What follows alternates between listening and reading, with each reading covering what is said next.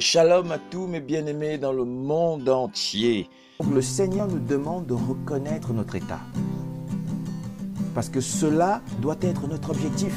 Justement, il ne faut pas accepter, mais il faut nous y opposer. Nous devons nous opposer à notre état, vous voyez? Pour ça, il faut le reconnaître. Il ne faut pas l'accepter, mais le reconnaître. Il ne faut pas nous conformer. Il le dit expressément, ne vous conformez pas au siècle présent. Vous voyez, mais il dit plutôt soyez transformés par l'évangile de vérité de Christ. Donc il y a une transformation à faire. Si nous acceptons ce que nous sommes, nous ne serons pas transformés. Mais si nous reconnaissons qui nous sommes, nous pourrons crier au Père qui lui agira. Vous verrez? Vous voyez un peu mes bien-aimés? C'est très important et c'est magnifique de voir ça ensemble. Je rends grâce au Seigneur pour cette belle image qui a été donnée et qui nous permet d'avancer. Parce que c'est comme ça, c'est le mouvement dans le corps, c'est le mouvement dans le peuple, dans l'assemblée, le mouvement avec nous tous qui fait que nous allons pouvoir avancer et donner des enseignements, des fondements, rappeler des choses, nous exhorter les uns les autres, nous rappeler, nous encourager. Et c'est ça qui va nous permettre d'avancer. Vous voyez, c'est magnifique. Alléluia. Amen. Alléluia. Gloire à toi, Seigneur Yeshua HaMashiach. Et merci d'ouvrir notre intelligence afin que nous puissions comprendre ta parole véritablement telle que tu nous l'as donnée à 1 Corinthiens 15, versets 1 et 2.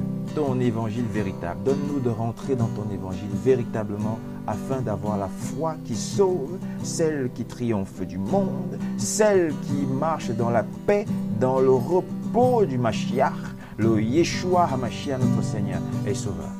Donc comme je disais, nous ne devons pas accepter notre état, mais nous devons le reconnaître, pouvoir donc nous y opposer pour pouvoir avancer. Nous ne devons pas nous conformer, mais entrer dans le combat véritable. Vous voyez, le combat véritable contre la chair? Non. Contre les principautés spirituelles qui sont en train de vouloir nous dévorer, nous manger et qui nous noient complètement, surtout les païens, mais c'est un carnage. Regardez comment ils sont noyés dans toutes les dérives que nous voyons dans ce monde. Les dérives, c'est impressionnant comment les gens souffrent et les gens sont...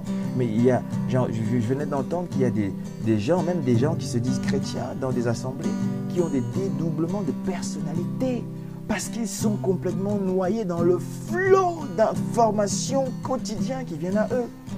Mais laissez tout ça, réveillez-vous dans la paix, soyez dans le calme et la tranquillité, comme nous dit le Seigneur.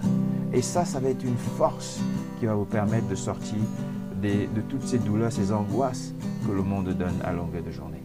Vous voyez, nous devons entrer dans le combat véritable contre les principautés spirituelles qui sont en train de vouloir nous faire du mal et donc les chasser. C'est là qu'on aura l'autorité en Christ.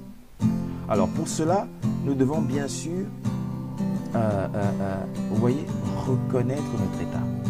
Et une fois que nous avons reconnu notre état, écoutez bien mes bien-aimés, le Père entre en jeu. Encore une fois, il n'est jamais sorti, il entre en jeu pour mettre en place la suite. Est-ce que vous comprenez ce que je dis? Je répète pour être bien compris. Nous devons bien sûr reconnaître notre état. Notre état de quoi? De besoin de la vie, besoin de l'amour. Et c'est Christ qui est amour, c'est Dieu qui est amour. C'est du Christ qui est la vie, c'est le Mashiach qui est la vie, c'est Jésus-Christ de Nazareth, Yeshua HaMashiach. Donc nous devons reconnaître que nous avons besoin de lui. Et là, le Père continue le travail qu'il a déjà commencé en nous, bien avant la fondation du monde, car Christ a été immolé. Il est l'agneau de Dieu, il a été immolé bien avant la fondation du monde. Et pour étayer ça, je vais répéter encore une dernière fois.